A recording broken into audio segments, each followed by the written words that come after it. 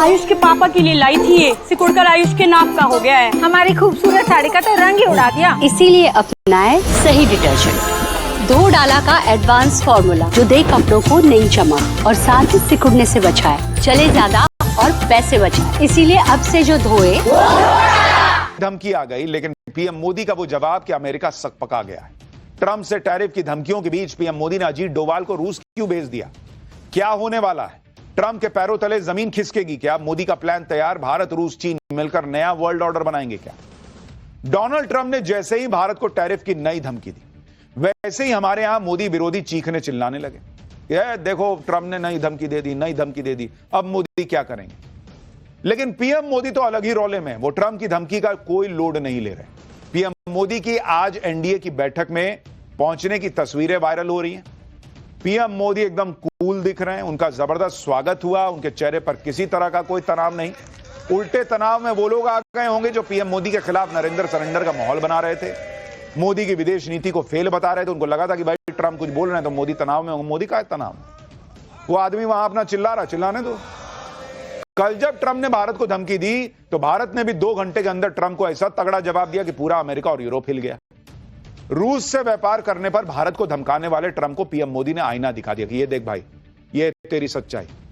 मोदी सरकार की तरफ से अमेरिका को जो जवाब दिया गया, वैसे जवाब की उम्मीद शायद ट्रंप को नहीं रही होगी। क्योंकि आप देखिए कि भारत ने सिर्फ अमेरिका को जवाब ही नहीं दिया, बल्कि ट्रंप के डबल स्टैंडर्ड के धागे खोल कर रख दिए।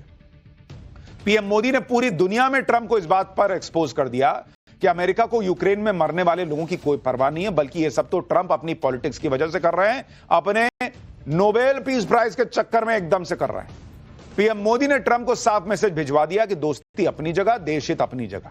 भारत किससे दोस्ती करेगा, किससे नहीं करेगा, ये ट्रंप तय नहीं करेंगे। ट्रंप जितना विरोध कर लें, रूस से दोस्ती व्यापार जारी रहेगा। भारत किसी तरह की धमकी या दबाव में नहीं आएगा। भारत का तगड़ा जवाब सुनकर ट्रंप को शॉक लगा होगा, क्योंकि ट्रंप तो यही चाहते थे कि दुनिया का वर्ल्ड ऑर्डर उनके हिसाब से तय हो, वो जो कहें वही दूसरे देश करें। लेकिन पीएम मोदी ने ट्रंप के सारे प्लान पर पानी फेर दिया। पीएम मोदी अब खुद न्यू वर्ल्ड ऑर्डर क्रिएट करने की तरफ बढ़ रहा है। इस नए वर्ल्ड ऑर्डर में चीन भी अमेरिका को वैसे ही जवाब दे रहा है जैसे नरेंद्र मोदी का नया भारत दे रहा है। इस न्यू वर्ल्ड ऑर्डर में रूस भी अमेरिका को नए झटके दे रहा है। इस न्यू वर्ल्ड ऑर्डर में भारत, रूस और चीन मिलकर ट्रंप की क्लास लगा रहे हैं, ये दिख रहा है। भारत ने अमेरिका को क्या जवाब दिया है? ट्रंप की धमकी के बीच पुतिन ने अमेरिका को कैसे हिला दिया? पीएम मोदी ने एनएसए अजीत डोभाल को रूस क्यों भेज दिया है? क्या जयशंकर रूस जा रहे हैं, उसके पीछे भी कुछ कहानी है? कैसे चीन भी अमेरिका से भिड़ गया है और कैसे पीएम मोदी ने वो कर दिया जिससे पूरी दुनिया के ठेकेदार बनने वाले अमेरिका और यूरोप एक्सपोज हो गए? आज इस चैप्टर में आपको विस्तार से बताऊंगा, लेकिन पहले जियोपॉलिटिक्स में मचे इस तूफान की एक झलक देखिए।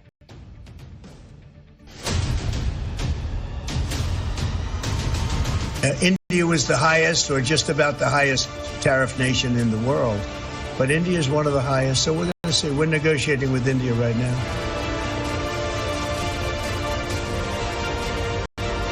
अमेरिका की धमकी के अंदर ही अमेरिका के दबाव में थोड़ी ना देश चलेगा। हमारी संप्रभुता के ऊपर सीधे सीधे हमला हो रहा है। ये विदेश नीति कहाँ कहीं विदेश घूमने तो नहीं गई हमारी।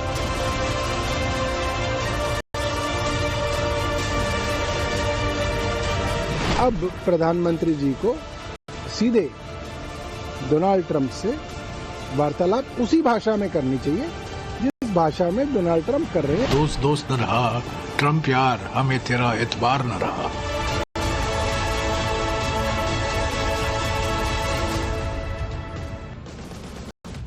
भारत ने डोनाल्ड ट्रंप को, अमेरिका को क्या जवाब दिया वो बताऊं, उससे पहले देखिए कि ट्रंप की नई धमकी को कैसे इंडी गठबंधन ने तुरंत लपक लिया और मोदी सरकार पर फायर हो गए।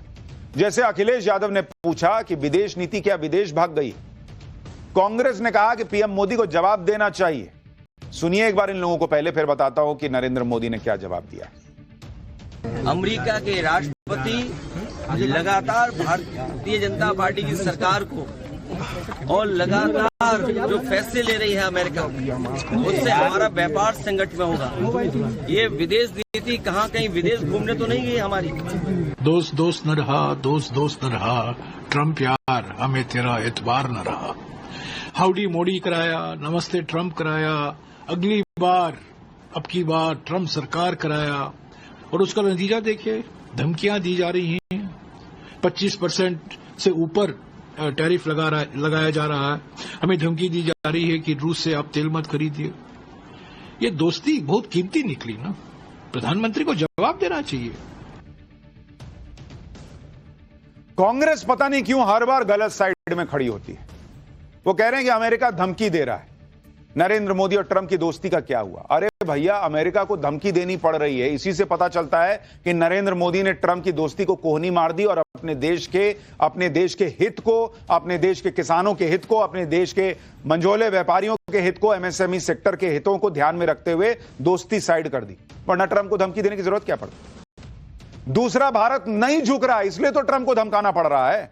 अगर भारत झुक गया होता तो ट्रंप धमकाते ही नहीं। तो इसलिए कांग्रेस को यह मजबूत भारत दिखते हुए भी नहीं देखना है तो कोई क्या कर सकता है?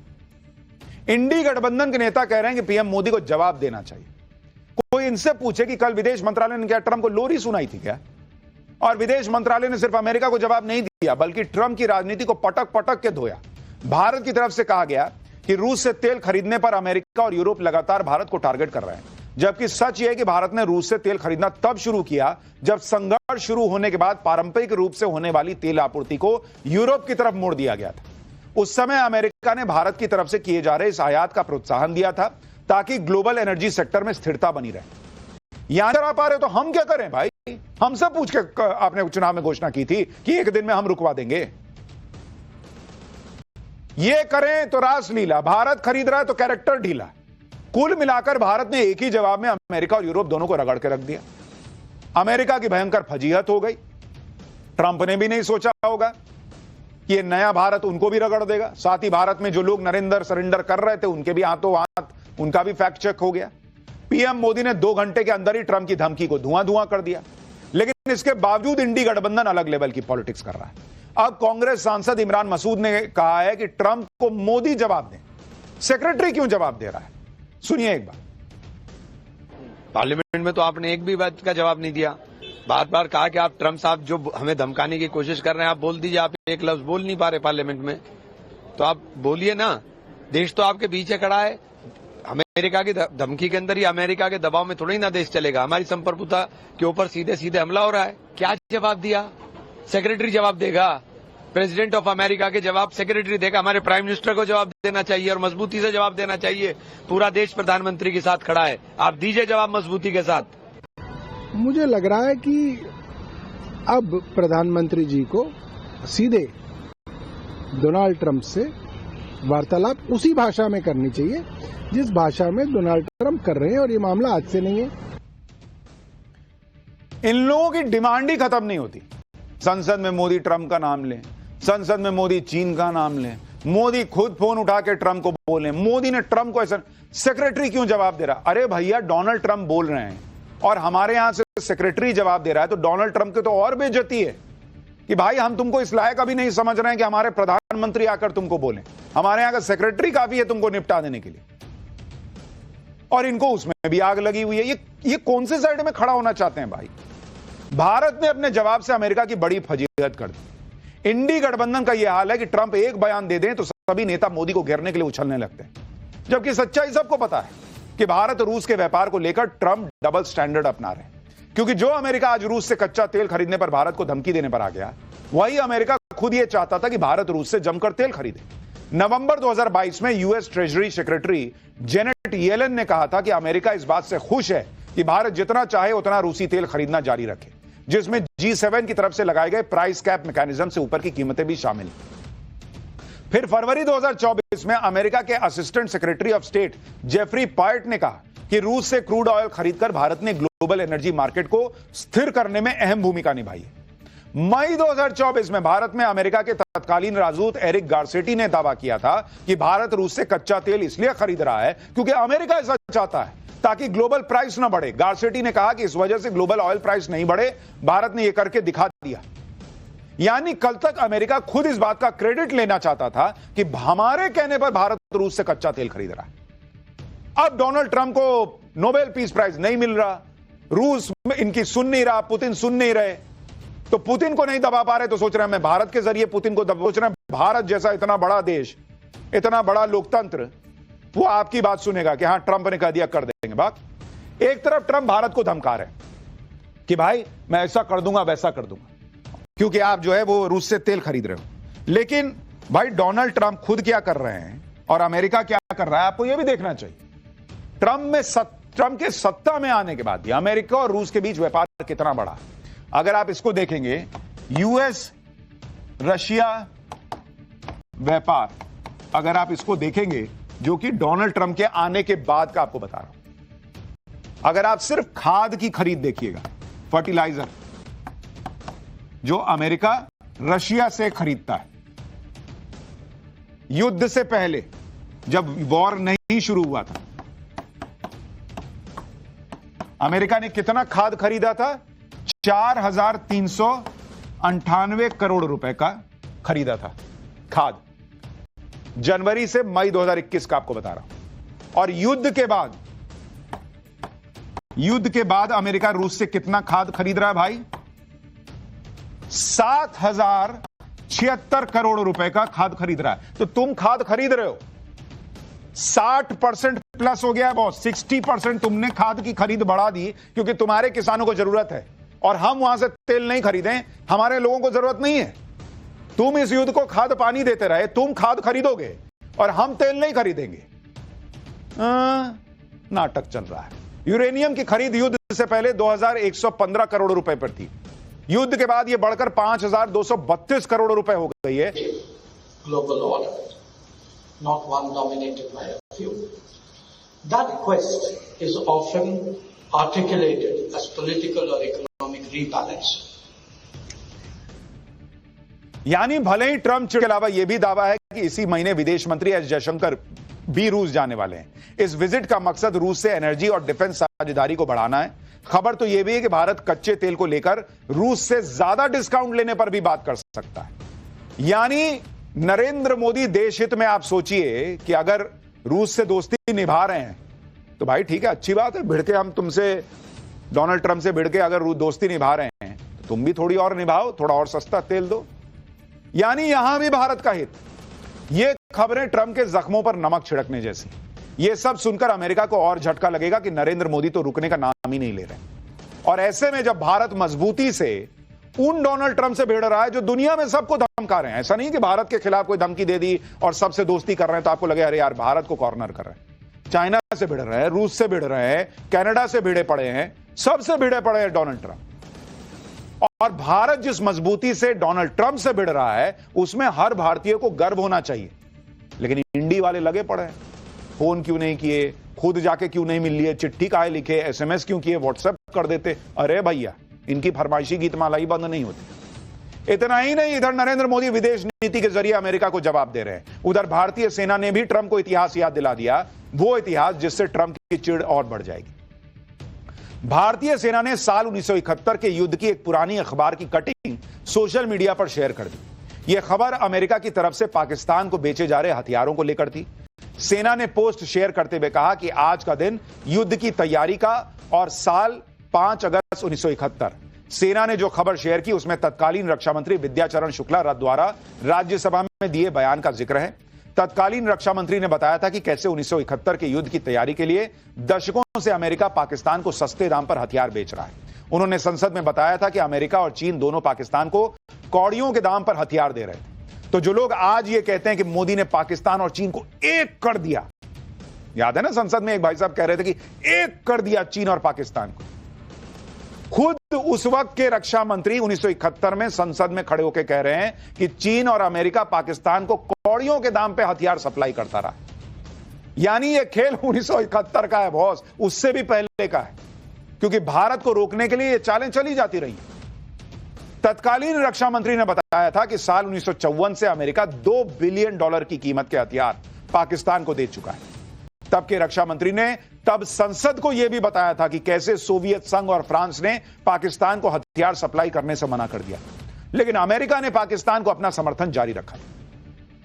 सेना का यह पोस्ट ऐसे वक्त में आया है जब अमेरिका भारत और रूस के बीच व्यापार पर एतराज जता रहा है। उसी वक्त भारतीय सेना ने भी बता दिया कि अमेरिका भारत का कोई बहुत पुराना दोस्त नहीं है, बल्कि यही अमेरिका 1971 के युद्ध में भारत के खिलाफ पाकिस्तान को पंप कर रहा था। और आज यही अमेरिका चाहता है कि भारत अपने सबसे पुराने और सबसे विश्वसनीय दोस्तों में से एक रूस को साइड कर दे, अमेरिका पर रूस से ज्यादा भरोसा कर ले। यह हो सकता है, जबकि साल 1971 के युद्ध में रूस भारत के साथ चट्टान की तरह खड़ा था। यह वो दौर था जब अमेरिका समेत कई बड़े देश पाकिस्तान के साथ थे। इसी बीच 3 दिसंबर 1971 को पाकिस्तान ने भारत पर हमला कर दिया। अमेरिका, चीन पाकिस्तान के साथ थे, दूसरी तरफ भारत के साथ रूस खड़ा था। तब पाकिस्तान की मदद के लिए अमेरिका के तत्कालीन राष्ट्रपति रिचर्ड निक्सन ने एयरक्राफ्ट कैरियर यूएसएस इंटरप्राइज को बंगाल की खाड़ी में भेज दिया था। अमेरिका इसी फिराक में था कि वो समंदर के रास्ते भारत के खिलाफ मोर्चा खोल देगा। भारत को मुश्किल में देख तब रूस ने बड़ा कदम उठा लिया था। जवाबी कार्रवाई में रूस ने भी अपने जहाजों को बंगाल की खाड़ी की तरफ बढ़ा दिया, अपनी न्यूक्लियर सबमरीन मिसाइल को भी उतार दिया। रूस के इस आक्रामक कदम से अमेरिका के एयरक्राफ्ट कैरियर ने अपना रास्ता बदल लिया। उस वक्त अगर रूस भारत की मदद नहीं करता तो शायद 1971 के युद्ध में भारत के लिए मुश्किलें और बढ़ जाती। आप सोचिए, भारत को बचाने के लिए रूस अमेरिका जैसी सुपर पावर से भिड़ गया और आज अमेरिका यह उम्मीद कर रहा है कि भारत रूस का साथ छोड़ देगा। और जो लोग आज कह रहे हैं कि मोदी नरेंद्र सरेंडर, ट्रंप की तरफ से 2 अमेरिकी परमाणु पनडुब्बियों को रूसी तटों के करीब तैनात करने के आदेश के बाद उठाया गया। रूस ने इन मिसाइल्स की तैनाती पर लगी रोक हटाकर यह मैसेज दे दिया है कि वो ट्रंप की धमकी के आगे झुकने वाले नहीं है। इसके अलावा रूस सीधे भारत के समर्थन में उतर आया। रूस की तरफ से कहा गया कि संप्रभुता वाले देश खुद ये तय कर सकते हैं कि वो किसके साथ व्यापार करना चाहते हैं। यानी रूस ने भी ट्रंप को लपेट दिया। और सिर्फ भारत ही नहीं, सिर्फ रूस ही नहीं, बल्कि चीन भी रूस से बहुत सारा तेल खरीद रहा है। चीन तो रूस से कच्चा तेल खरीदने में नंबर 1 पर है। चीन ने भी भारत की तरह ही ट्रंप को तगड़ा जवाब दिया है। चीन की तरफ से कहा गया है कि वो एनर्जी सप्लाई को अपने नेशनल इंटरेस्ट के हिसाब से सुनिश्चित करेगा। जबरदस्ती और दबाव से कुछ हासिल नहीं होगा। चीन का यह जवाब अमेरिका की तरफ से 100% टैरिफ लगाने की धमकी के बाद आया है। चीन ने ऐसे वक्त में अमेरिका को जवाब दिया है जब ट्रंप चीन के साथ भी ट्रेड डील पर बातचीत कर रहा है। लेकिन भारत की तरह चीन ने भी ट्रंप को बता दिया कि ट्रेड डील के दबाव के चक्कर में ट्रंप को मनमानी नहीं करने दी जाएगी। यानी रूस, चीन और भारत इस वक्त डोनाल्ड ट्रंप और उनकी धमकी वाली पॉलिटिक्स के खिलाफ एक साथ खड़े दिख रहे हैं। डोनाल्ड ट्रंप को भारत, रूस और चीन की तिकड़ी को जवाब देना आसान नहीं होगा। साथ में अमेरिका के अंदर भी ट्रंप गिरते जा रहे हैं। अमेरिका की पूर्व राजदूत और रिपब्लिकन लीडर निक्की हेली ने भारत को धमकाने पर ट्रंप की क्लास लगा दी। निक्की हेली ने कहा कि भारत